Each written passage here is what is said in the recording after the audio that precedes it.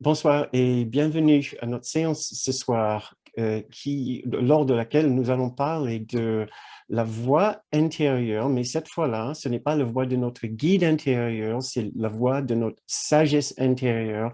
C'est ce que nous appelons dans le symbolisme d'un cours miracle, la voix du Saint-Esprit, qui est le lien entre nous et notre réalité, entre nous dans notre état divisé d'êtres séparés ou d'âmes séparées ou d'ego et de particularité, et notre réalité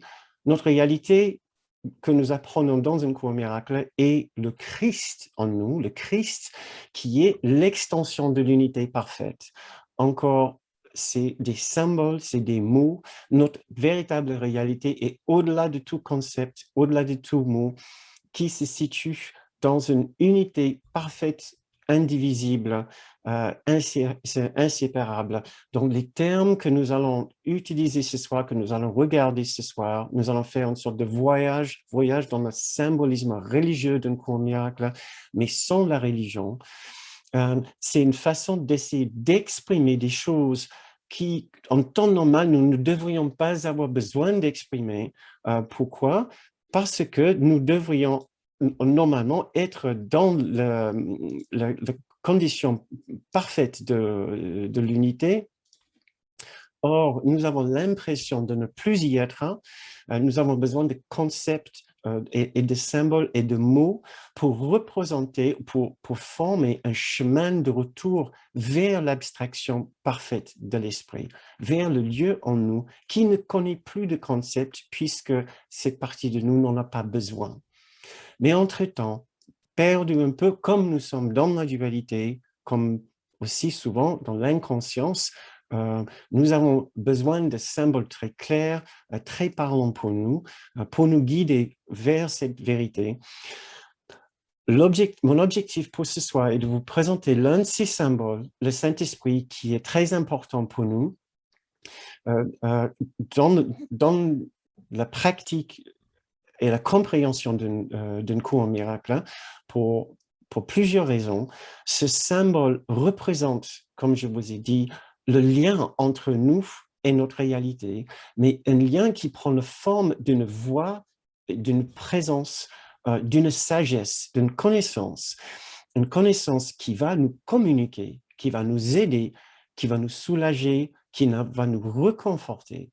Donc, cette présence remplit plusieurs rôles pour nous et nous avons tout intérêt à comprendre ce que c'est ce rôle, cette présence et comment nous pouvons nous pouvons bénéficier de sa présence, comment nous pouvons malgré nous euh, l'utiliser à mauvais escient, comment bien l'utiliser. Je vais essayer de parler de tout ça ce soir, qui ne sera pas une mince affaire dans l'espace de 50 minutes, une heure que nous partageons ensemble.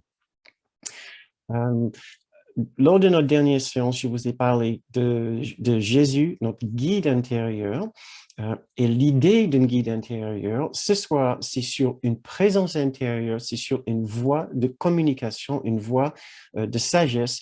Donc, ce que je vais aussi essayer de faire pour nous tous, c'est essayer de déclarer un petit peu le rôle de chacun, puisque ça commence à faire un peu de monde à l'intérieur entre Jésus, notre guide, le Saint-Esprit, la voix. Après, nous pouvons parler du Christ. Et puis, la semaine prochaine, nous parlons de Dieu, de l'unité et de notre maison. Ça serait bien si nous pouvons voir un peu plus clair dans tout ceci. Mais en même temps, je ne veux pas que cette séance ce soir soit juste une explication de cet aspect de la philosophie d'un cours en miracle. Je veux surtout ce soir que nous comprenons l'importance de développer une relation, comme je vous ai proposé pour la semaine dernière, c'était une relation avec notre guide intérieur. Cette fois-ci, c'est avec une présence de sagesse intérieure, une présence d'une voix, une voix de communication qui va nous relier avec notre propre grand soi, qui va nous relier avec le Christ en nous. Quelque chose d'intime, un peu différemment, mais très semblable à la relation que nous avons aussi avec, avec Jésus, bien sûr, avec notre guide. Mais continuons un petit peu et j'espère que ça sera un petit peu plus clair. En même temps, je vais essayer d'expliquer ces différents symboles et les différences entre eux. Je voudrais souligner qu'à la fin, ce n'est pas important la définition précise que nous donnons à chaque symbole. Et je vous encourage à ne pas tomber dans le piège de définir à outrance et de chercher à comprendre le tenant et aboutissement de chacun de ces symboles. L'essentiel, c'est d'apprendre à aller à l'intérieur de nous pour chercher une communication, pour chercher un certain silence intérieur, pour chercher une profondeur intérieure au-delà et bien plus profond que la surface de notre esprit, que notre activité mentale ordinaire et même notre activité spirituelle ordinaire, qui souvent est juste l'activité spirituelle de notre petit soi. Donc là, notre entraînement ici, avec la séance la semaine dernière sur Jésus, avec la séance ce soir, aussi bien qu'avec la séance la semaine prochaine, pendant tout ce mois de juin, l'idée ici, c'est de nous entraîner dans cette pratique d'approfondissement, de nous rendre compte qu'à chaque instant de notre vie, nous ne sommes pas seuls dans notre esprit. Il y a un silence, il y a une paix parfaite, il y a un endroit où notre petit soi est absent. Et c'est ce que nous essayons de ressentir et de capter ce soir et tout au long de ce mois de juin. Donc voilà, nous pouvons commencer par nous poser la question toute simple, qu'est-ce que le Saint-Esprit? Je vous ai déjà dit que c'est une voie de sagesse, un lien de communication. Et là, je vais vous lire quelques idées que j'ai récupérées dans le glossaire de Kenneth Wapnick, le descriptif complet de ce que j'ai trouvé dans le glossaire de Kenneth Wapnick. Je vais mettre dans le descriptif de cette vidéo sur YouTube. Mais voilà les idées principales que nous pouvons lire dans sa définition. Le Saint-Esprit est la réponse à la séparation. Au moment de nous être crus séparés de notre réalité, la situation aurait été sans espoir, sans un lien quelconque avec notre réalité, au moins avec un souvenir de notre réalité. Et nous appelons ce souvenir, cette pensée, le Saint-Esprit, qui agit dans notre esprit comme un souvenir. Vous savez, nous avons tous eu l'expérience de nous souvenir de quelque chose avec une force si puissante que soudain ça nous a émus, ça a changé quelque chose en nous. Nous avons capté quelque chose, il y a eu une prise de conscience, tellement un souvenir peut être puissant. Que ce soit de quelque chose que nous avons vécu dans cette vie ici, je parle de choses positives, ou juste d'une idée d'amour, une idée plus abstraite. Nous savons à quel point une pensée peut être puissante pour nous. Et c'est l'un des rôles du Saint-Esprit pour jouer cette force dans notre vie en sauvegardant le souvenir de ce que nous sommes dans notre esprit. Il y a aussi le lien de communication entre Dieu et son Fils, que nous lisons aussi ailleurs.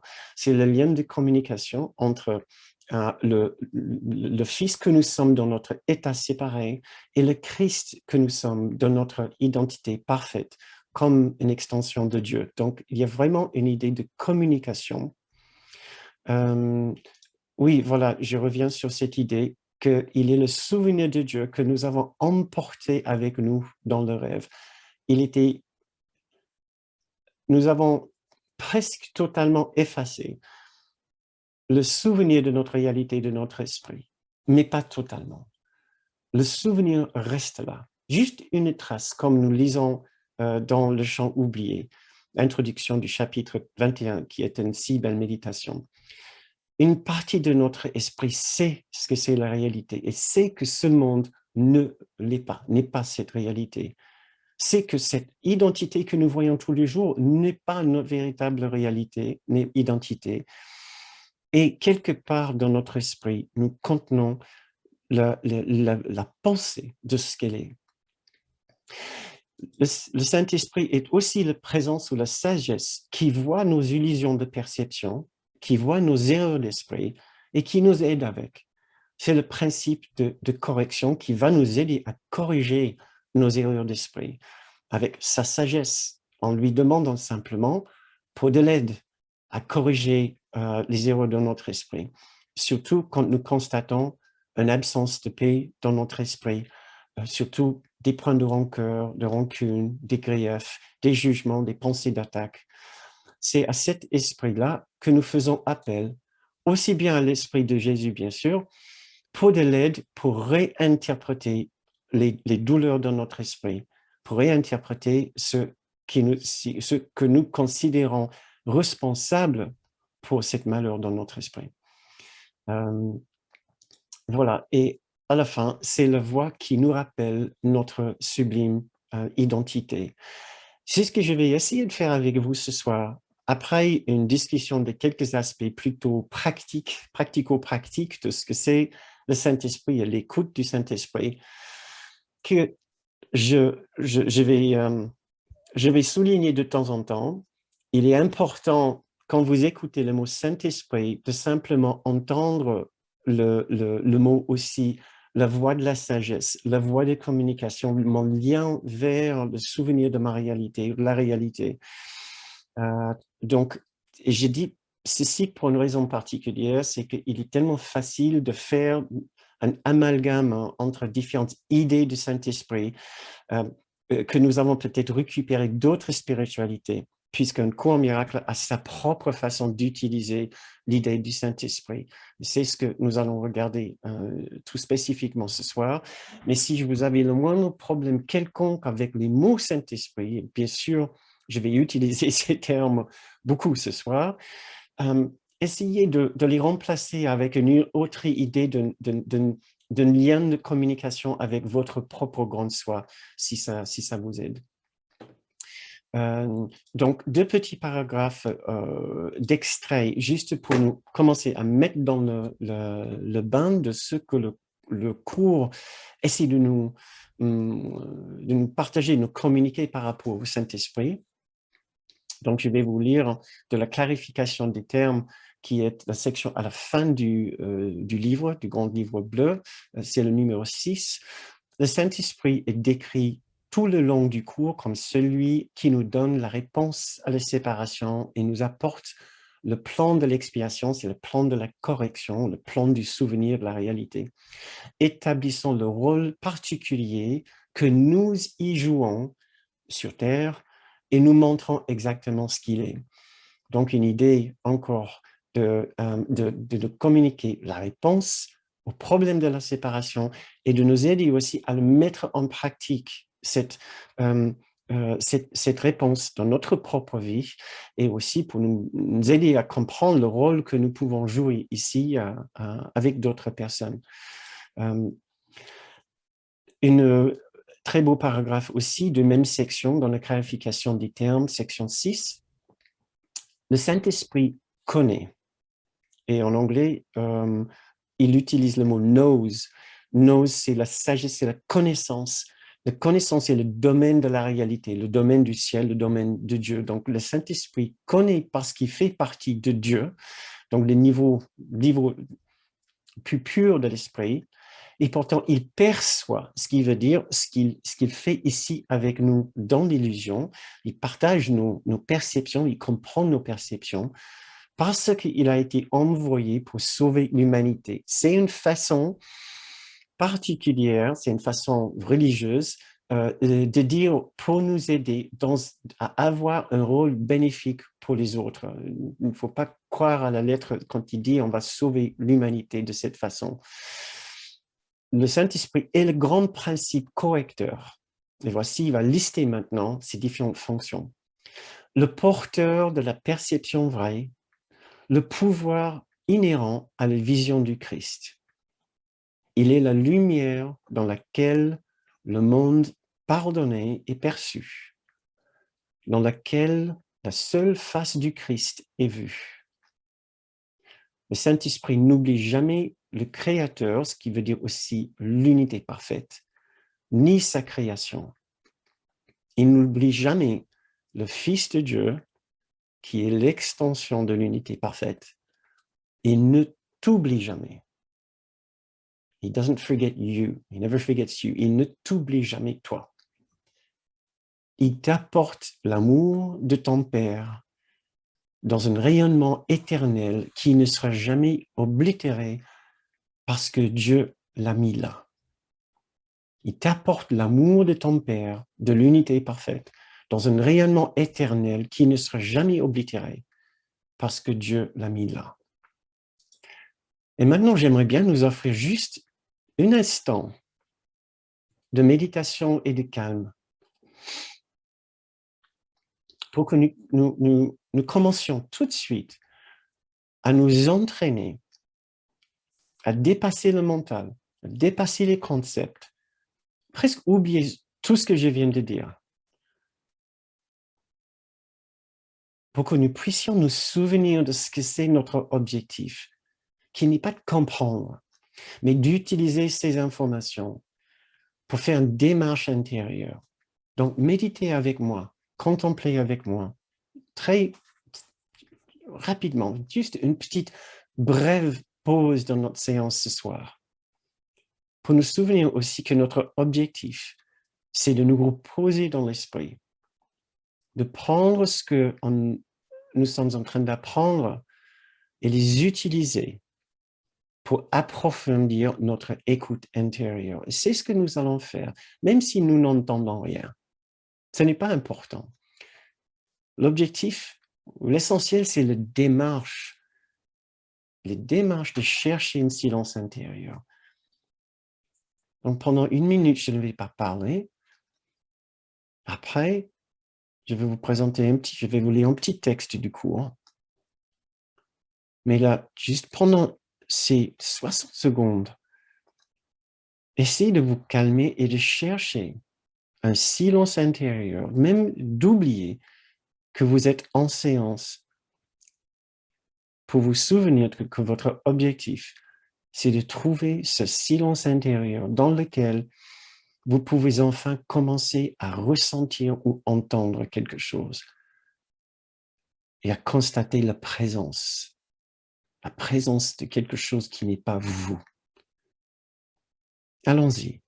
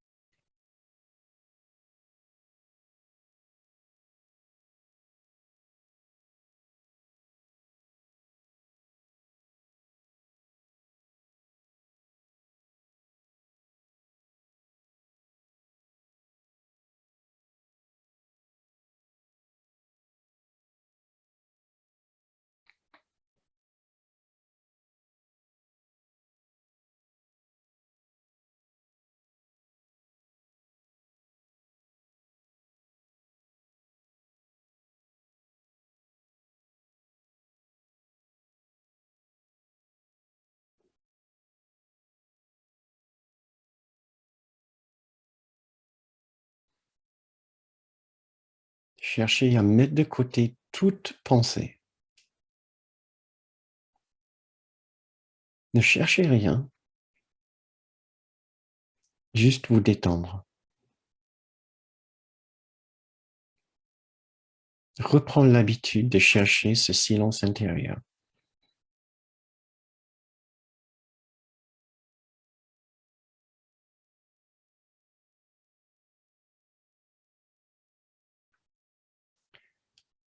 Dans un cours miracle, nous pouvons lire par rapport au Saint-Esprit. Ne cache pas tes souffrances à sa vue. mais apporte-les lui avec joie. Dépose toute ta douleur devant son éternelle santé d'esprit et laisse-le te guérir. Ne laisse aucune trace de douleur cachée à sa lumière et cherche avec soin dans ton esprit toutes les pensées que tu pourrais craindre de découvrir, car il guérira chaque petite pensée que tu as gardée pour te blesser, la lavera de sa petitesse et la rendra à l'immensité de Dieu.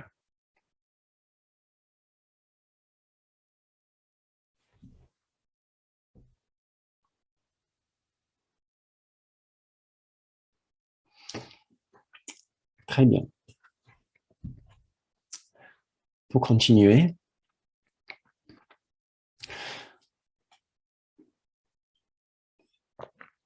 quelques aspects, quelques questions plus pratiques par rapport au Saint-Esprit, ce qu'il est, ce qu'il n'est pas. Tout d'abord, il n'est pas nécessaire de croire dans le Saint-Esprit, même de croire dans une voix intérieure.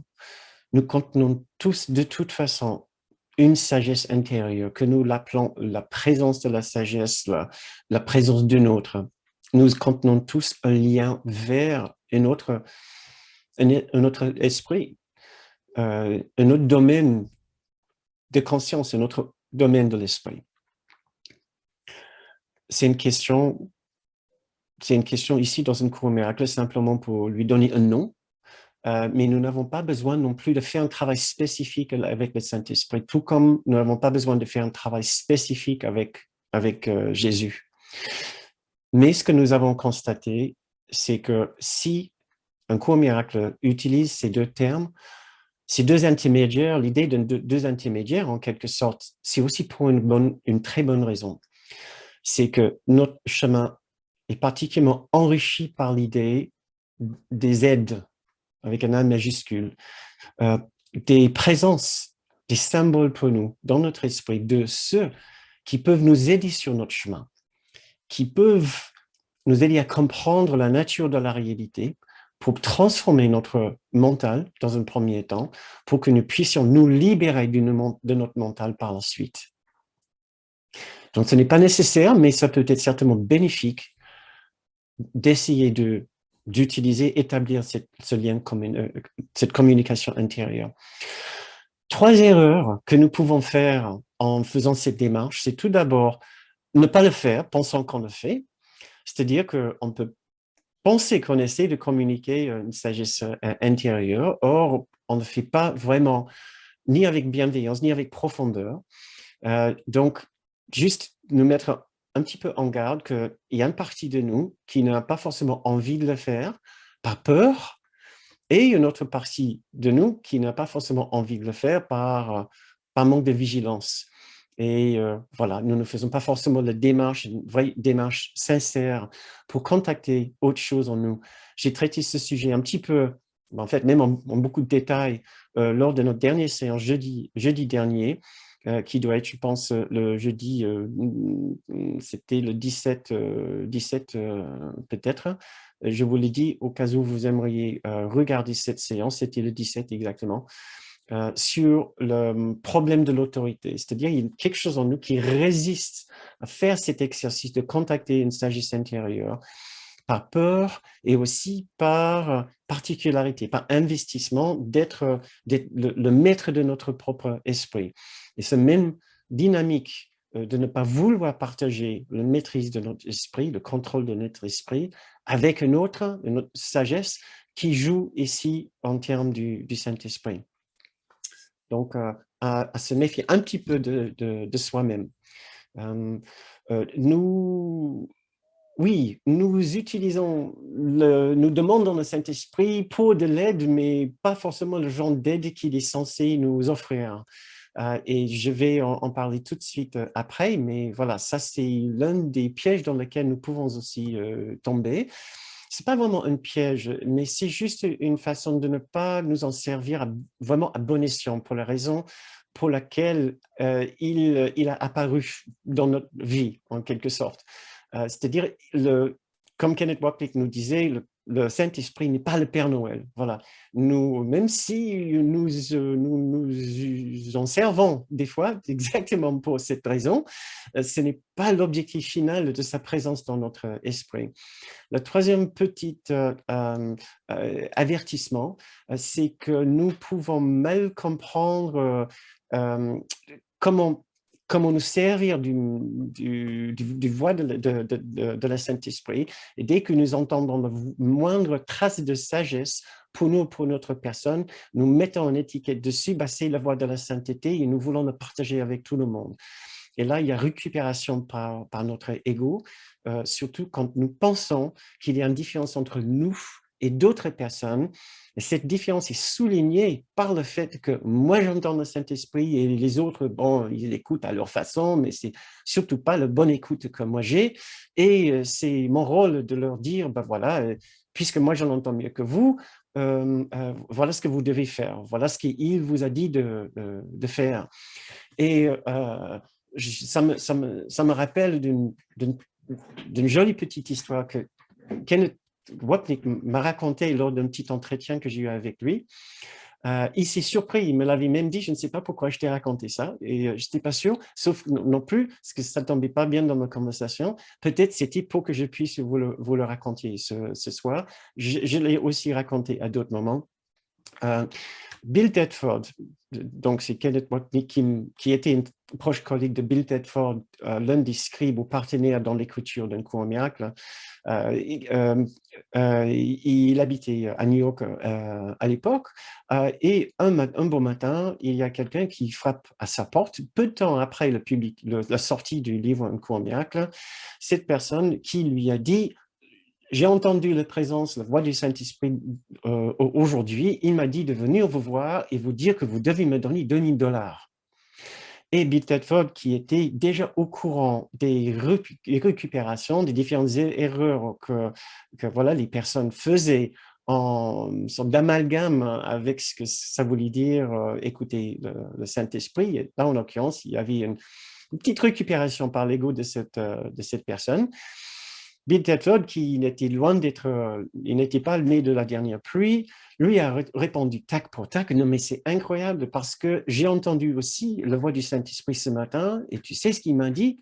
Il m'a dit que quelqu'un allait frapper à ma porte ce matin, il allait me demander $2000 et j'étais censé lui dire non. Et voilà, c'était la fin de l'histoire. Je ne sais pas quelle était la réaction de cette personne, mais il est particulièrement tentant de croire que nous entendons une présence, une voix extrêmement sage. Or, c'est juste un autre aspect de notre ego qui adore se donner l'allure de la sainteté et de la grande sagesse. Donc, comment différencier entre la véritable voix du Saint-Esprit et la voix de l'ego déguisé en Saint-Esprit? Ma foi, ça peut être un peu compliqué, mais en général, il y a un petit règle qui aide. Tout d'abord, si ça vous emmène vers le moindre manque de paix, sentiment de peur ou de honte, ou une absence de sécurité, sentiment de sécurité, vous pouvez être presque sûr à 100% que ce n'a été pas le vrai Saint-Esprit. Mais surtout et surtout, si vous ressentez la moindre différence maintenant entre vous et une autre personne, que cette écoute intérieure vous donne soudain une sorte de capacité ou talent supérieur qui n'est pas partagé par tout le monde de la façon la plus identique, alors vous pouvez être à peu près sûr que c'était une récupération par l'ego. Peut-être il y a eu un instant de vérité ou de sagesse, effectivement, un éclair d'esprit, une prise de conscience, mais tout de suite, il y a eu récupération. Voilà, l'ego était là pour dire: et du fait de cette extraordinaire écoute que tu as, ça te donne le droit de prétendre d'être mieux que d'autres personnes. Ça te donne le droit de prétendre d'être de bons conseils pour tout le monde. Ça ne veut pas dire que vous n'êtes pas capable d'entendre et d'écouter. ça ne veut pas dire que vous n'avez pas des choses intéressantes, ou intelligentes, ou même utiles et bénéfiques pour les autres à dire, mais ça veut dire que vos messages seront extrêmement dilués par une bonne dose d'ego et de particularité qui va empêcher les autres personnes de ressentir, de capter la véritable sagesse derrière. Parce que la sagesse derrière, c'est notre égalité parfaite. C'est notre sécurité parfaite, mais universelle. C'est notre sagesse parfaite, universelle. C'est ça la vraie guérison. Notre sainteté, notre innocence parfaite, universelle. Pas la sainteté ou l'innocence d'une personne, et cette personne, dans sa magnificence, partage avec moi, puisque j'en avais tellement besoin. Ce n'est pas ça. Pour continuer maintenant, la différence entre le Saint-Esprit, le Christ et Jésus, parce qu'on m'a posé cette question aussi, et j'ai vu venir cette petite difficulté en passant de la dernière séance à cette séance, nous pouvons dire que le Saint-Esprit, comme je vous ai dit, est le lien de communication entre le Christ et nous dans notre état de séparation. Le Christ, puisque j'ai quelques définitions ici que j'ai récupérées du cours. Le Christ, dans la définition de Kenneth Wapnick, est la totalité de la filialité, c'est-à-dire l'extension de l'unité. La filialité est l'extension de l'unité, et le Christ est la totalité de cette extension. L'être que Dieu a créé par extension de son pur esprit. Le Christ est la demeure du Saint-Esprit. Le Christ est la demeure du Saint-Esprit. Donc, quand nous entendons le Christ, nous entendons le Saint-Esprit. Et j'ai vu, dans cet exemple que je vais vous donner, que Jésus, dans le cours, utilise ces deux termes d'une façon interchangeable. Il dit, par exemple, la leçon 295 s'appelle « Le Saint-Esprit regarde par moi aujourd'hui ». Et la première phrase de cette leçon, celle-ci, « Le Christ demande de pouvoir utiliser mes yeux aujourd'hui pour ainsi rédimer le monde ». Donc, le titre, c'est « Le Saint-Esprit regarde par moi aujourd'hui ». La première phrase, c'est « Le Christ ». Donc, il bascule d'un sujet à l'autre. Le Christ demande de pouvoir utiliser mes yeux aujourd'hui pour ainsi rédimer le monde. Ce n'est pas le seul endroit où j'ai vu que la vision du Christ, c'est la vision du Saint-Esprit et vice-versa. Donc, nous sommes dans les symboles ici. Ce n'est pas important de comprendre la définition précise de chaque symbole pour pouvoir nous en servir. Mais voilà, si vous êtes genre à vouloir savoir la différence et la place de chacun de ces symboles, le Christ, c'est l'extension de l'unité que nous sommes. C'est un symbole pour cette extension d'unité. Et le Saint-Esprit, l'Esprit qui le remplit, ou la présence, ou la voix, ou la sagesse qui remplit le Christ, c'est le lien de communication entre nous et le Christ. Maintenant, quel est le rapport avec Jésus? Bonne question, je suis content que vous l'avez posée.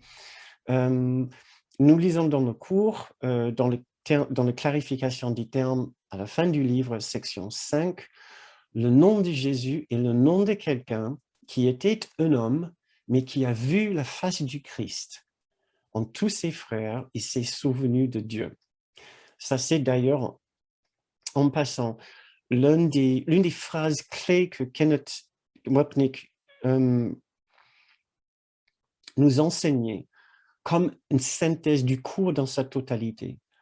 Nous voyons la face du Christ, la face de la perfection, de l'innocence, la face de la réalité, dans le visage de nos frères, le visage des autres. Et ainsi, nous nous souvenons de notre réalité, nous nous souvenons de leur réalité, nous nous souvenons de Dieu. Je continue à lire. Ainsi, Jésus s'est identifié au Christ, non plus un homme, mais ne faisant qu'un avec Dieu. Donc, Jésus s'étant identifié avec le Christ, maintenant, il parle, il est rempli de la présence du Christ, qui est aussi la présence du Saint-Esprit. Nous lisons dans le même, nous tournons la page dans la clarification des termes, nous lisons dans la section 6, Jésus est la manifestation du Saint-Esprit, qu'il a appelé à descendre sur terre après être monté au ciel. Et ce qui est intéressant dans ce petit bout de phrase ici, c'est que Jésus se rend compte en décrivant que bon, les gens, ils vont pas forcément très bien comprendre ce que je viens de dire. Donc, il précise ce qu'il veut dire. Il dit « ou s'être complètement identifié au Christ ». Donc, je vais relire. Jésus est la manifestation du Saint-Esprit qu'il a appelé à descendre sur terre après être monté au ciel, ou, en d'autres mots, s'être complètement identifié au Christ, pour l'unité. Donc, c'est un exemple de comment on utilise le langage symbolique du christianisme d'un côté, et de l'autre, Jésus essaie de nous expliquer dans un langage un petit peu plus accessible ce qu'il veut dire. Jésus s'est identifié avec le Christ, avec l'unité. Et ainsi, il devient la manifestation du Saint-Esprit. Sa voix de Jésus est la voix pour Dieu, et elle a donc pris forme. Cette forme n'est pas sa réalité.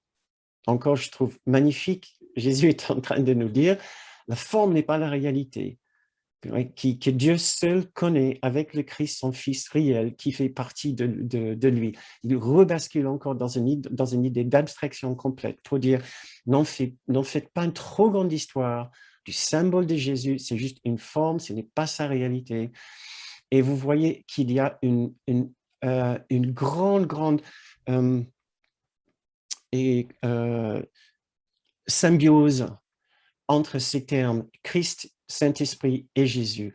Et sincèrement, peu importe lequel nous utilisons dans notre pratique, la vision ou la voix ou la sagesse de Jésus, du Christ ou du Saint-Esprit, peu importe.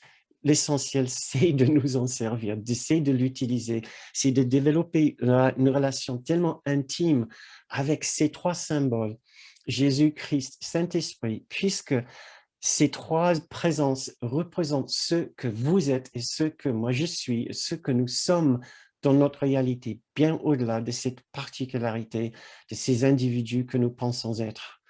Donc, peu importe encore, l'idée, c'est de nous en servir. Maintenant, les trois niveaux de demande, qu'est-ce que nous pouvons demander? Quelle est la nature de cette communication qui se divise en trois parties? Et maintenant, dans le temps qui nous reste dans cette séance, j'aimerais bien vous entraîner un petit peu à écouter et à demander à l'intérieur et développer cette relation avec moi pour le mettre en pratique tout de suite, puisque nous pouvons. Les trois niveaux de demande ou de communication, tout d'abord, demande pour les choses spécifiques de ce monde. Et c'est là où nous commençons tous. Demander à l'intérieur pour de l'aide pour les besoins les plus basiques de la vie. Et c'est ce que j'ai dit tout à l'heure, que Kenneth nous disait assez souvent, c'est là où nous commençons, mais nous ne voulons pas rester là. Mais c'est là où nous commençons, très souvent, à demander de l'aide à l'intérieur pour trouver une place de parking, pour trouver le bon magasin pour acheter tel ou tel vêtement, pour trouver le magasin en solde, pour trouver le bon numéro qu'on a perdu, pour trouver un meilleur travail, pour trouver un meilleur partenaire de vie, puisqu'on apprécie moyennement l'ancien, pour avoir plus de succès dans la vie en général. C'est là où nous commençons tous. Au moins, nous sommes sur la bonne échelle à demander maintenant une présence de sagesse intérieure, que nous identifions comme une présence de sagesse intérieure. Maintenant, j'ai très envie de faire un petit exercice avec vous où nous demandons chacun dans son esprit pour de l'aide avec quelque chose que vous cherchez en ce moment. Et ça, pour une raison, vous n'avez peut-être pas l'habitude de le faire, ou peut-être vous avez bien l'habitude de le faire. Pour moi, ce qui est essentiel, c'est de savoir qu'il n'y a pas de mal à le faire. puisque j'ai entendu aussi beaucoup d'étudiants du cours dire non, c'est mal de demander de Saint-Esprit ou Jésus pour les spécifiques, pour les choses spécifiques. Non, ce n'est pas mauvais. Nous ne voulons pas en faire une habitude, puisque nous serons juste en train de continuer à rester dans le problème. Le seul problème que nous avons, souvenez-vous, est l'acceptation de la séparation de notre esprit que nous avons bétonné avec de la culpabilité. Ça, c'est l'origine de tous nos problèmes ici, de tout désir de succès extérieur, de tout désir de changer de partenaire, d'avoir plus de succès, d'avoir plus d'argent. La vraie raison pour laquelle nous voulons ces changements extérieurs n'est pas vraiment à cause de l'extérieur, mais à cause de notre condition intérieure de culpabilité, de fausse culpabilité. Et donc, nous pouvons régler les choses à l'extérieur avec l'aide de cette présence intérieure, tout à fait, nous pouvons le faire. Mais changer les aspects d'un rêve ne va pas nous réveiller du rêve. Changer les aspects d'un rêve ne va pas nous réveiller du rêve. Et c'est le rêve tout entier qui est la source de douleur et de souffrance. Nous pouvons changer les aspects du rêve, mais la douleur va rester là. Sauf si nous avançons à utiliser cette présence intérieure pour demander la guérison des choses vraiment importantes, comme la culpabilité dans notre esprit. Alors, si vous voulez bien, juste pour nous entraîner aussi à savoir que nous pouvons le faire, nous pouvons demander de l'aide intérieure pour des choses spécifiques, sans culpabilité d'un côté, c'est-à-dire sans nous juger, sans dire ah, c'est mauvais, mais de l'autre côté aussi, l'entraînement ici, c'est de pouvoir le faire pour nous lever au-delà de toute idée d'indignité, comme si nous n'avons pas le droit de demander de l'aide à l'intérieur pour trouver un travail, pour trouver une voie, pour trouver une vocation, pour trouver une meilleure situation de vie, à cause d'un sentiment d'indignité, comme si nous ne méritons pas à cause de notre culpabilité encore. Donc, il y a deux bonnes raisons de nous entraîner à le faire. Et c'est ce que je vous invite de faire avec moi, juste pendant un instant. C'est d'essayer, maintenant, dans le calme de votre esprit, réfléchir à un objectif que vous avez. Peu importe, que ce soit un grand changement dans votre vie ou simplement une tâche que vous devez faire demain pour que vous redoutez un petit peu ou qui pourrait ne pas bien se passer. Et là, maintenant, vous allez tout simplement essayer de vous mettre en lien avec une sagesse intérieure, une force intérieure, et de vous demander d'être accompagné dans cette démarche. Nous n'avons pas forcément l'habitude de le faire. Et encore, nous essayons de faire notre vie tout seul, ce qui est une erreur. Donc, peu importe le genre d'aide que nous demandons, le genre de choses pour lesquelles nous demandons de l'aide, l'important, c'est de demander de l'aide à l'intérieur, demander d'être accompagné. Notre chemin sera toujours plus paisible si nous demandons cette aide. Donc, allez-y. Faites une demande à l'intérieur. Peu importe la façon dont vous exprimez cette demande. L'idée, c'est de faire un effort. L'idée, c'est d'essayer, de vous joindre avec quelque chose à l'intérieur. Une source de sagesse, d'intelligence, de bienveillance. Une source de bienveillance.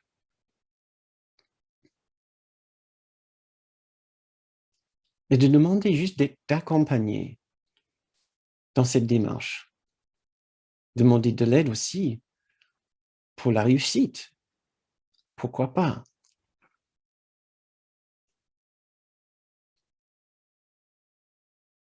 Essayez de ressentir aussi s'il n'y a pas un obstacle intérieur, quelque chose en vous qui tique un petit peu, qui dit « Ah non, je ne peux pas demander ça. »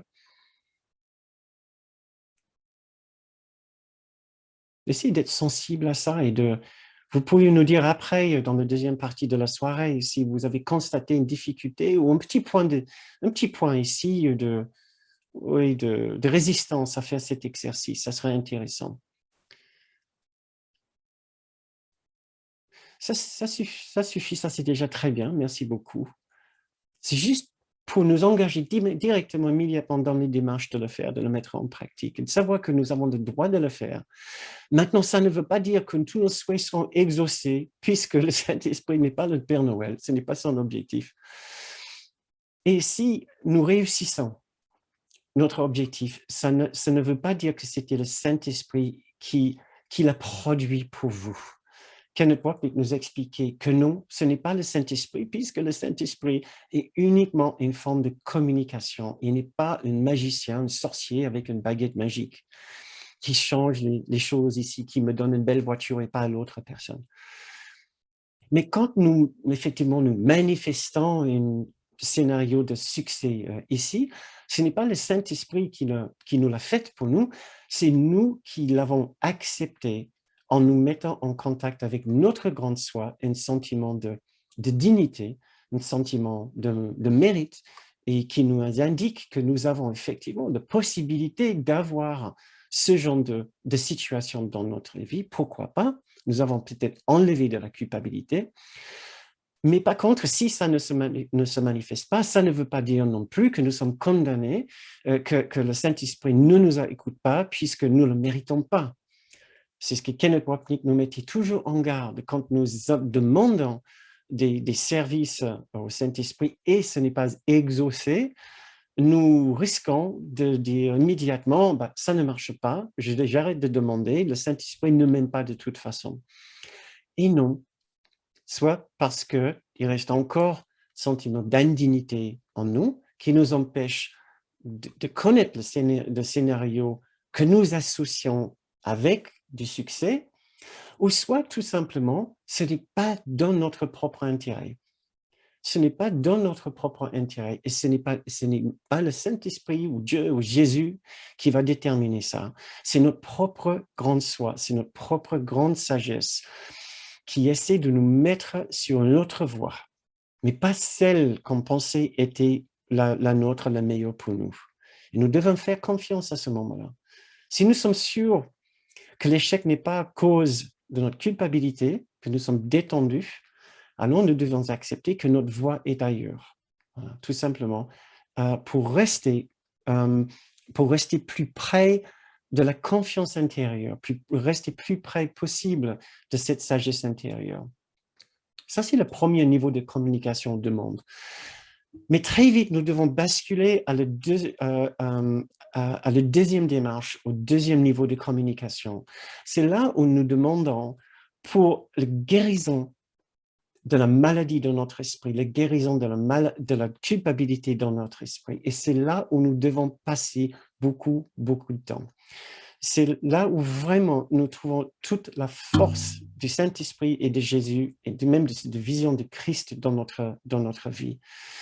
Et là, je peux vous lire cette petite pépite de phrase ici qui va nous aider à savoir que toute source de souffrance et de malheur dans notre vie n'était pas parce que nous n'avons pas reçu tel ou tel objet ou situation, mais c'est simplement l'absence de pardon dans notre vie, l'absence de pardon qui est la présence de culpabilité dans notre esprit. Nous lisons ici dans la leçon 193, il est certain que toute détresse ne paraît pas être uniquement un manque de pardon. Il est certain que toute détresse ne paraît pas être uniquement un manque de pardon, et pourtant, c'est exactement ce que c'est. Tout manque, tout sentiment de souffrance, de manque, de malheur, de mal-être ici, n'a qu'une source, c'est l'absence de pardon, le manque de pardon dans notre vie. C'est la clé pour enlever la souffrance dans notre vie, pour guérir toute situation dans notre vie. Et comment est-ce que nous le faisons? Nous demandons de l'aide à l'intérieur au Saint-Esprit, justement pour nous aider à pardonner. Et c'est ce que je vous invite à faire ici, tout de suite à nous entraîner avec le deuxième niveau de communication intérieure, et c'est de nous aider à lâcher prise d'un sentiment d'attaque, de jugement, de colère, de mal-être, de souffrance quelconque dans notre esprit. Essayez de vous souvenir d'un instant récemment, d'une information peut-être que vous avez entendue récemment, qui vous a dérangé, peut-être quelque chose que vous avez entendu aujourd'hui, quelque chose qui s'est passé.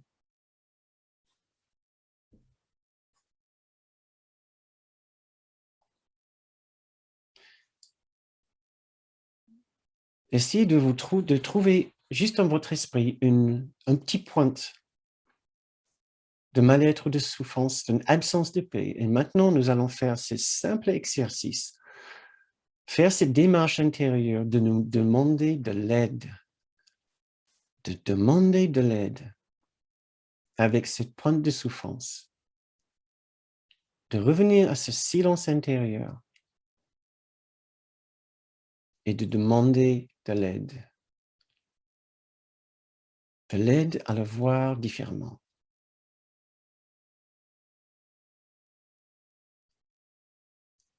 Essayez avec moi maintenant, juste pendant quelques secondes.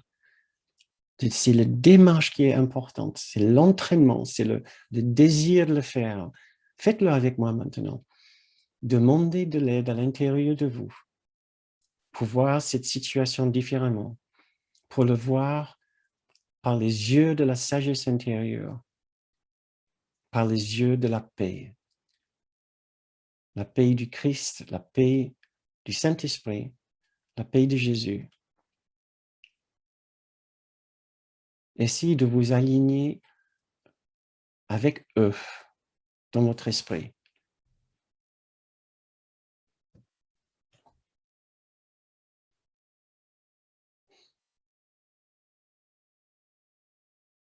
Essayez de penser à cette situation, mais avec leur aide. N'y pensez pas tout seul. N'y pensez pas tout seul. Partagez votre esprit. Sachez que vous n'êtes pas seul. Il y a un autre qui voudrait vous aider.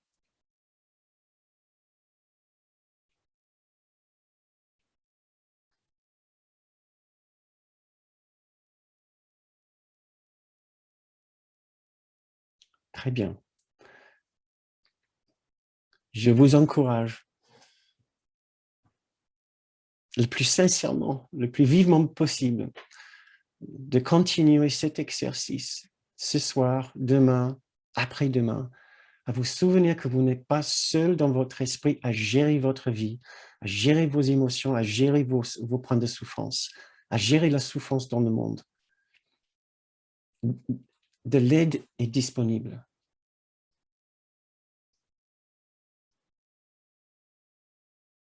Maintenant, pour le troisième niveau de communication, et ces trois niveaux sont tirés du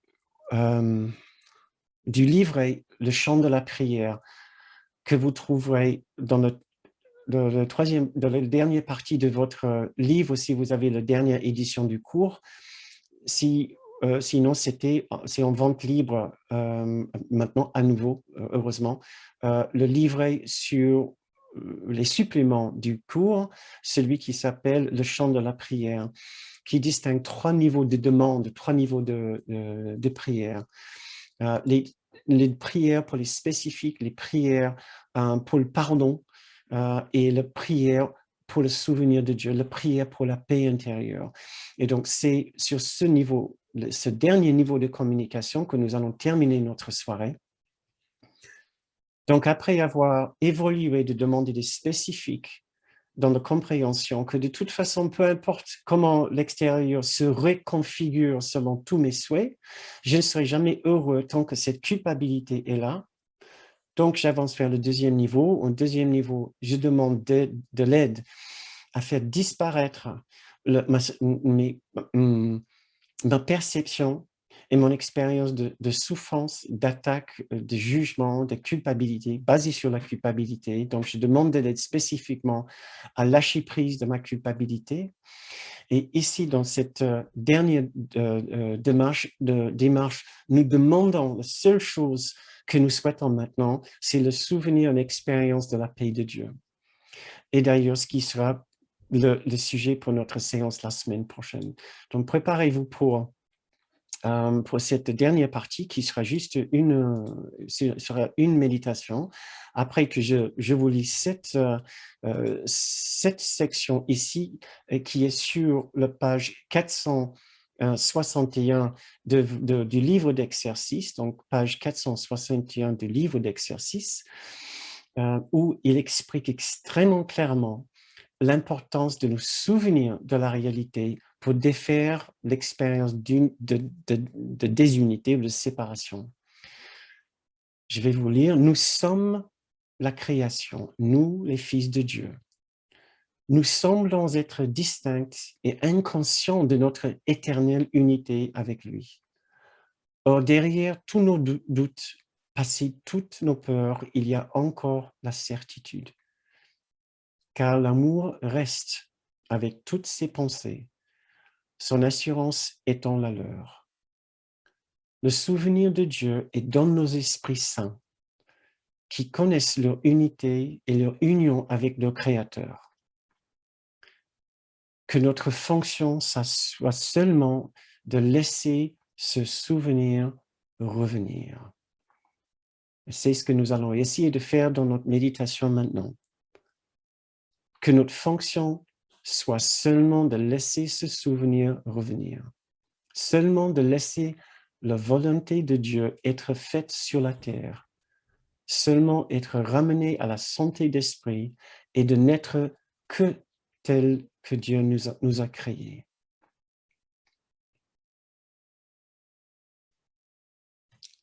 Et voilà, je vais vous lire ce dernier texte qui vient du livre d'exercices. C'est la section 14. Que suis-je? Essayez d'imaginer, d'essayer d'entendre aussi comme une voix intérieure qui vous le dit. Jésus a écrit ces mots, il les a mis dans son livre pour que nous puissions les intégrer comme la vérité pour nous. Que suis-je?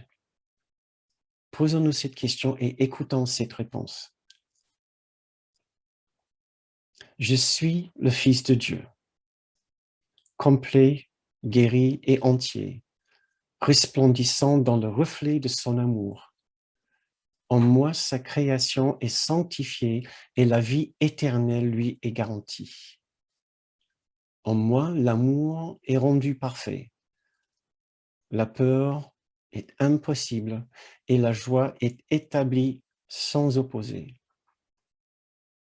Je suis la sainte demeure de Dieu lui-même. Je suis le ciel où réside son amour. Je suis sa sainte impeccabilité même, car dans ma pureté demeure la sienne.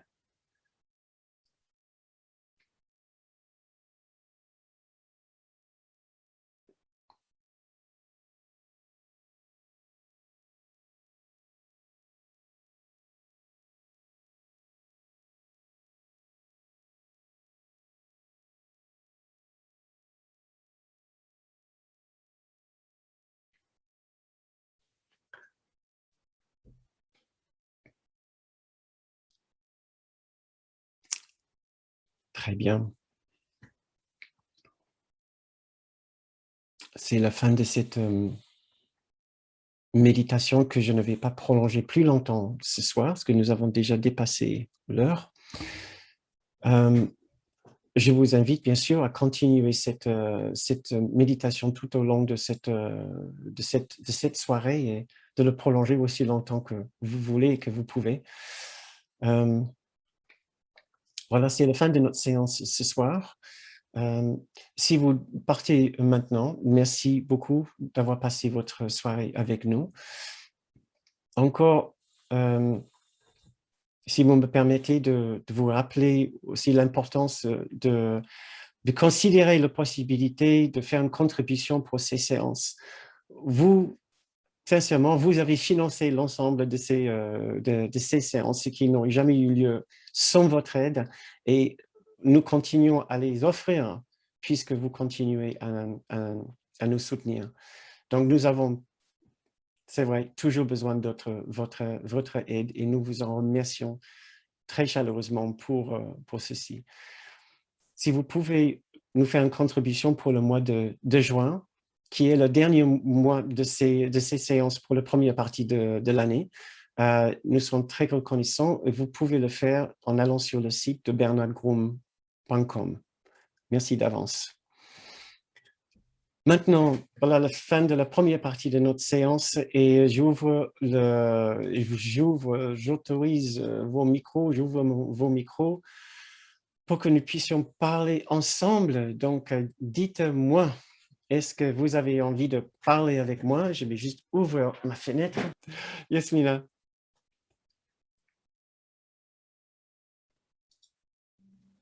Bonsoir. Bonsoir, Yasmina. Déjà merci pour la séance. Effectivement, j'ai pu voir juste pour retour qu'effectivement, je pensais que c'était mal de demander de l'aide pour des choses concrètes. Donc, j'ai passé ma vie en me disant non, non, non, je ne peux pas demander. Donc, merci beaucoup sur ce point-là. C'était un point à travailler pour moi. Et tu as soulevé un autre point où j'ai vu que j'avais une compréhension erronée. C'est quand si tu pouvais réexpliquer peut-être de sauver le monde. Je crois que je me suis mis beaucoup de pression. Je me suis basée sur la définition que quelqu'un m'avait donnée un jour et je me rends compte dans mon esprit que j'avais une énorme pression, que j'avais un rôle de sauver le monde. Et alors que c'est pas ça, tu vois, tu l'as dit très brièvement tout à l'heure et je trouve que c'est un point important. Enfin, moi, dans les erreurs que je pouvais avoir, c'est un point important. À chaque fois qu'on voit sauver dans le coup, qu'est-ce qu'il y a en réalité derrière? Ah, Yasmina, si je peux enlever un poids de tes épaules, tu n'as pas besoin de sauver l'humanité. L'humanité ne dépend pas de toi. D'accord? Merci. Ouais. Ouais. Non, mais sincèrement, pour une Oui, je simple raison que ouais. l'humanité est déjà sauvée, d'accord? Et c'est le principe de l'expiation. La raison pour laquelle il utilise ce terme, c'est pour deux raisons. Tout d'abord, parce que Jésus était considéré lui-même le sauveur de l'humanité. C'est sa façon de dire non, nous sommes tous les sauveurs de l'humanité. C'est encore dans une tentative de nous dire nous sommes tous exactement pareils. Arrêtez de me donner toute la responsabilité pour sauver l'humanité. Vous avez votre rôle à jouer. C'est d'enlever ce côté de particularité de Jésus. Donc ça, c'est pour la correction du christianisme qui a mis une importance outrancière sur Jésus lui-même par rapport à ça, par rapport à son rôle spécifique. Il a un très, très, très grand rôle dans notre vie, mais ce n'est certainement pas celui-là. L'autre raison, et c'est pour nous impressionner avec l'importance que nous avons un rôle à jouer. Et donc, c'est le langage, si tu veux. Vous êtes les sauveteurs de l'humanité. Chaque frère qui verse une larme attend que ton sourire, ce que nous pouvons lire aussi ailleurs, et c'est à s'arracher les cheveux de culpabilité, puisque je ne suis pas capable d'essuyer les larmes de chaque personne sur Terre. Donc, non, c'est une façon d'engager notre désir, de nous demander de vouloir aider les autres par le pardon, par l'enlèvement, la disparition de la culpabilité en nous. C'est la joie en nous qui apparaît après la disparition de la culpabilité qui guérit. C'est ça qui est la guérison du monde, c'est notre joie, c'est ta joie. C'est ta joie. Je le redis. C'est ta joie, Yasmine, d'accord, qui va guérir et qui est très guérisseur. D'ailleurs, c'est très guérisseur sur notre dans notre groupe, t'en rire. Les autres peuvent témoigner aussi. Donc, continue à rire, surtout par rapport à la culpabilité, une culpabilité quelconque, de ne pas être à la hauteur de cette tâche de sauver l'humanité. Et je me demandais qui était le maillon faible, en fait. C'était toi.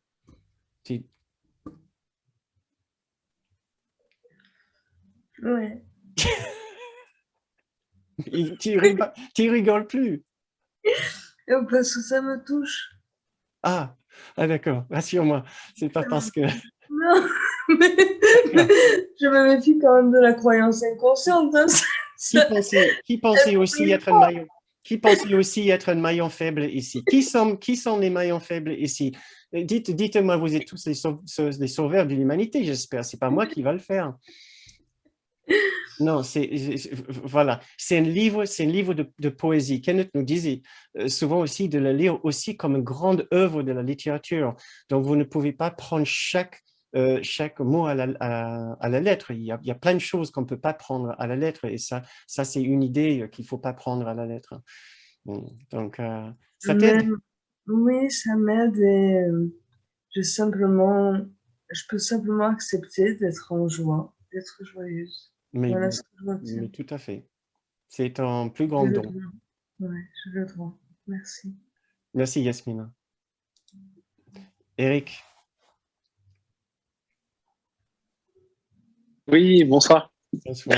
Euh, En fait, oui, je pensais, j'avais envie de dire un truc parce que cette échelle de la prière, moi, ça me fait toujours un joli effet parce que j'ai toujours l'impression, comment dire, en fait, c'est un peu comme si on est venu ici avec le désir de ne plus être en prière du tout, c'est-à-dire de ne plus être avec notre guide, avec notre grand soi. Et en fait, j'ai l'impression que tout est cette échelle de prière, en fait. C'est-à-dire, on commence par rétablir un peu le contact. Et en rétablissant, même sans parler du cours, on rétablit le contact en demandant des choses, en essayant de parler à un esprit, à des choses, même au cours de l'histoire. Et puis, en fait, plus ça va, plus ça se peaufine. Et plus on va du spécifique vers le non spécifique. Et je trouve qu'il ne faut pas brûler les étapes parce que, enfin moi, dans mon expérience, ça a été vraiment hyper important au départ, à Paris, d'abandonner ma place de parking. Et à Paris, c'est un miracle de trouver une place de parking. Et en fait, ce qui est rigolo, c'est qu'effectivement, au bout d'un moment, ça a été, même assez rapidement, c'est devenu un non-sujet. C'est-à-dire, la place de parking, non seulement je l'avais, mais c'était plus très important. Et en fait, c'est parti de mon champ de conscience, la place de parking. Je parle de ça, mais je pourrais parler d'autres choses. Et je trouve qu'effectivement, c'est très important de se rappeler ou de ne pas brûler les étapes. Voilà. Et à l'époque, je me souviens, toujours dans mon expérience, c'est que j'ai accordé quand même beaucoup d'importance à ce côté spécifique, ce côté concret. Et je me souviens d'un dîner avec des amis qui étudiaient le cours. Et à un moment donné, j'ai commencé à dire, mais d'ailleurs, ça n'avait pas fait l'unanimité autour de la table. J'ai commencé à dire, mais enfin, c'est quand même bizarre cette histoire de vouloir absolument que les choses changent et qu'elles s'améliorent, parce que si on y réfléchit bien, si c'est ça le salut, eh ben Jésus, il s'est planté. C'était quand même, d'un point de vue de la forme, si on utilise cet étalon de mesure-là, on ne peut pas dire qu'il y ait eu un changement radical dans le monde. Et c'est à ce moment-là que je commence à me dire, mais c'est pas ça. C'est pas ça. C'est plus que ça. Et c'est à ce moment-là que ça s'est approfondi. Parce qu'il y a une contradiction dans ce truc où on se met sur les épaules de dire, il faut que je change. Voilà, il faut que tout soit parfait maintenant, il faut qu'il y ait des miracles partout et que les gens soient tous bien, qu'il n'y ait plus de conflits, qu'il y ait des places de parking pour tout le monde. Mais c'est pas ça. Voilà. Je sais pas si c'est très clair ce que je dis, mais c'est vraiment, c'était mon ressenti de ne pas brûler les étapes et en même temps de toujours continuer à s'interroger, à se questionner, à approfondir le sujet. Merci beaucoup, Eric. C'est tellement important, cette idée d'évolution sur l'échelle, d'aller de spécifique à non spécifique, c'est-à-dire de place de parking à juste la paix intérieure, même si je n'ai pas une place de parking, et surtout de pardonner celui qui vient de faufiler dans ma place, et c'était évident que je me positionnais pour me garer là. De m'aider avec c'est la place que le Saint-Esprit a réservée pour moi, et pourtant il y a quelqu'un qui vient de se faufiler dedans, dans hargne, rancœur et droit d'honneur, et voilà le Saint-Esprit, où est-ce qu'il est? Donc oui, donc une évolution, une étape au-dessus, c'est de demander de la paix et même de la tendresse pour cette personne qui évidemment est très pressée, mais ça, comme tu dis, ne pas brûler les étapes, de commencer là où nous sommes. Et tu nous en avais parlé aussi dans notre groupe privé sur Facebook l'autre jour. C'était très sympa ce que tu avais dit. C'était exactement cette expérience avec les places de parking à Paris qui avait une évolution.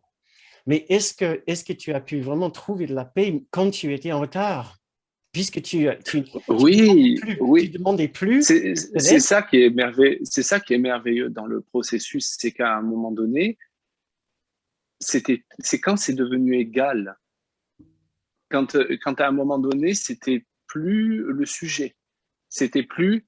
Mais il a fallu le temps, mais c'était plus. Ah, Saint-Esprit, je t'abandonne le trajet parce qu'il faut absolument que j'arrive à l'heure. C'était. Bah, Jésus, t'es avec moi, ou Saint-Esprit, peu importe, t'es avec moi, je peux continuer à avoir ma préférence. Mais c'est qu'une préférence. Et en fait, ce que je demande, c'est, OK, comme ça doit être, mais par contre, t'es avec moi, moi, je veux la paix. Oui. Donc, Mais sans nier nécessairement que j'ai une préférence. Il y a plein de sujets sur lesquels maintenant, très honnêtement, je n'ai plus de préférence, mais il y a encore plein de sujets sur lesquels j'ai mes préférences. Mais comme disait Ken Wapnick, finalement, je ne me sens pas obligé de sacrifier mes préférences, mais c'est juste que j'apprends à ne plus en faire tout un plat. C'est pas si important, en fait. La priorité, elle est plus là. Voilà. Parce que je trouve dans l'ensemble, dans cette conversation, il est important de se rendre compte que là où on nous emmène, c'est un endroit où nous n'avons plus de besoin, plus de préférences. C'est-à-dire, on peut avoir des préférences, mais à un moment, la paix elle est tellement délicieuse et elle est tellement présente avec nous que soudain, on peut aussi oublier les préférences tout entier. C'est ça. Et juste déguster cet instant de bonheur, d'absence de besoin. Et c'est là où ce processus peut nous emmener au fur et à mesure, mais en pratiquant, en demandant chaque fois à l'intérieur, mais pourquoi est-ce que je suis pas bien, je n'ai pas eu ce que j'ai voulu, etc. Et qu'elle nous disait, demande de l'aide avec le manque de paix quand tu n'as pas ce que tu voulais. Ouais. Et, Ouais, la paix devient elle devient plus chère, mais plus chère à nos cœurs. Voilà. C'est ça qui se fait. Mais je pense vraiment que ça ne peut pas se faire si on pense. Enfin, c'est une erreur de penser qu'on doit sacrifier nos préférences. Il n'y a pas de sacrifice. On reconnaît qu'on a des préférences, et ça vient tout doucement. Ouais, il ne faut pas se dire que c'est pas, voilà, comme tu disais, Yasmina, c'est pas bien. Je ne dois pas avoir de préférence. Non, non, non, non. Non, au contraire, il faut plutôt regarder que tu en as. Voilà, je trouve que c'était important. J'avais envie de le dire. Non, tout à fait. C'est un peu ce que j'essaie de dire aussi, de traiter tout sentiment d'indignité. Je n'ai pas le droit de demander. Voilà, c'est ça, c'est un point vraiment important. Eric, on va continuer, parce que je regarde, il y a d'autres mains levées, et je crois, Inès, je crois que Louise, elle avait ouvert son micro avant, mais elle n'avait pas levé sa main. Donc, toi, tu as sauté en priorité, mais c'était elle qui était là parce qu'elle n'avait pas levé sa main. Donc, je prends sa question avant. C'est à mon tour? Oui, Louise, si tu veux. Oui, j'avais ouvert mon micro et je l'ai refermé, et pendant ce temps-là, Eric est arrivé. Et puis après qu'il a levé sa main, là, j'ai réouvert mon micro parce que j'ai entendu le mot culpabilité, et pendant que Yasmina parlait, je crois. Et la fameuse culpabilité, bon, c'est pas le sujet d'aujourd'hui, Mais moi, je suis toujours étonnée quand j'entends parler de cette culpabilité-là qui est la cause de tous nos malheurs. Parce que, bon, avant de faire un cheminement spirituel, avant de contacter le courant miracle, j'ai fait beaucoup de travail sur moi au niveau psychologique. Et j'ai travaillé beaucoup au niveau de ma culpabilité, au niveau de mon estime de moi-même, etc., au niveau du jugement. J'ai réglé beaucoup de choses. Donc, je ne me sens plus coupable de, je veux dire, dès qu'il pourrait y avoir de la culpabilité, je le traite d'une certaine façon. Dès que je peux me sentir indigne, non, je ne me sens pas indigne. Je n'ai pas la colère, la colère envers les autres non plus. Alors, cette culpabilité-là, est-ce que c'est seulement théorique ou si c'est vraiment ressenti? En fait, c'est une question de manque de subtilité et nuance dans les langues occidentales en général. C'est-à-dire que toi, tu étais thérapeute, je pense, psychothérapeute. J'étais Donc, psychologue, tu thérapeute, étais oui. psychologue, oui. Ta formation était effectivement en psychologie classique. Effectivement, le terme culpabilité a un sens spécifique dans la psychologie traditionnelle, classique. La façon Oui. dont on utilise l'idée de culpabilité dans le cours n'est pas le même. Ce n'est pas ce genre de culpabilité dont on a l'habitude de parler. Si c'est difficile à comprendre, pense à la culpabilité comme à cette chose. On va dire que c'est une chose, on cherche le mot pour. Mais notre langue manque de cette finesse, de cette subtilité. Peut-être d'ici 100, 200 ans, on aurait fabriqué des mots, inventé des mots pour parler de ces subtilités. Pour l'instant, nous utilisons le mot culpabilité qui est une sorte de sac immense dans lequel on met plein de choses, plein d'idées, de la culpabilité. J'ai pas appelé ma mère le week-end dernier, j'ai mal parlé à mon enfant. C'est pas ça. Okay. La culpabilité dont on parle ici, c'est ce qu'on appelle culpabilité ontologique, c'est-à-dire un sentiment de mal-être rattaché à notre véritable existence. Si tu veux, c'est toute absence de paix, quelconque, toute absence de paix, et imaginons pour un instant la paix le plus sublime, le plus exaltante, le plus extraordinaire, le plus suprême. La moindre absence de cette paix-là, nous appelons la culpabilité, mais c'est Okay. juste un mot. L'absence de la paix et l'amour de Dieu dans notre esprit, nous appelons ce mot. Hein? Et souffrance, souvent je l'appelle souffrance ou mal-être. La raison pour laquelle nous appelons culpabilité, c'est parce que tout de suite, le fait de l'associer avec l'idée de culpabilité nous donne tout de suite la guérison. Si on l'appelle souffrance, nous disons, bon, ok, très bien, c'est la souffrance, mais qu'est-ce qu'il faut faire? Si nous appelons maintenant ce sentiment de mal-être culpabilité, nous savons que la guérison, c'est le pardon et c'est le souvenir de l'innocence.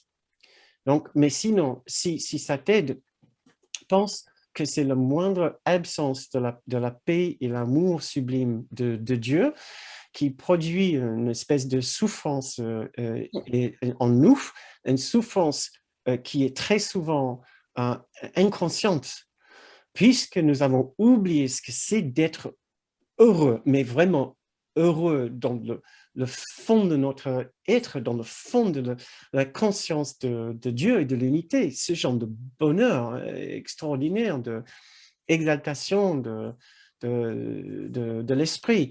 Nous avons oublié ce que c'est. Alors maintenant, ce que nous considérons aujourd'hui comme le bonheur est comme aller à l'océan de l'amour avec une petite tasse et dire, ah ben, j'ai une petite tasse de l'amour infini et qu'est-ce que je suis content. Donc, Merci. Merci beaucoup. C'est très utile. Ta réponse, ça merci, m'aide beaucoup. merci Louise. Inès, pour essayer de faire vite, parce qu'il est déjà 10 heures. Oui, Excusez-moi, j'ai pris du temps. bonsoir Bernard, vous Bonsoir m'entendez Inès. bien? Oui, Oui, juste pour rebondir sur ce que partageait Eric tout à l'heure, j'ai eu un exemple en fait ce matin. Je fais du woofing en Ardèche et je suis en mission débroussailleuse. Donc, je passe la débroussailleuse et je passe la lame après pour faire un beau chemin et faire une belle allée toute nickel. Et la débroussailleuse est très capricieuse en fait. Et donc, ce matin, elle ne voulait pas démarrer et tout. Donc, mes premières pensées, c'était à demander à l'univers ou Saint-Esprit, enfin voilà, s'il te plaît, j'aimerais bien que la débroussailleuse démarre. Et après, la pensée qui m'est venue, c'est en fait ce qui est important pour moi, c'est que peu importe que la débroussailleuse démarre ou pas, c'est mon état d'esprit en fait qui va être important, que je reste en paix, que je reste sereine, que ça se passe ou que l'inverse se passe. Et ça, souvent, ça m'aide à me dire si l'inverse vient à se passer de tout ce que j'ai envie ici et de mes préférences, est-ce que c'est OK pour moi si du moment que voilà, je reste en paix? Et la réponse était oui, en fait. Voilà.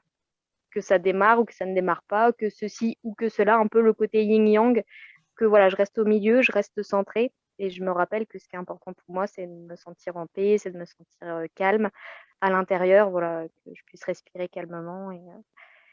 Et voilà, c'était l'exemple de ce matin et je trouve que la séance de ce soir est pile poil dans le thème. Donc voilà, ma petite histoire du jour.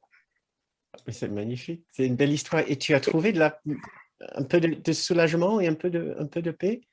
Ça t'a aidé? Oui, et la débroussailleuse n'a pas démarré. Donc j'ai arrêté, j'ai arrêté, je suis rentrée manger. Et j'étais tout à fait OK avec ça, en fait. C'était pas grave. C'était, voilà, bah, pause plus tôt et c'était plutôt joyeux et plutôt léger. Et les arbres auront une petite journée de répit avant de se faire couper à la racine. Donc finalement, tout le monde, Tout le monde était content. et tout le monde était en pause. Voilà, c'est ça.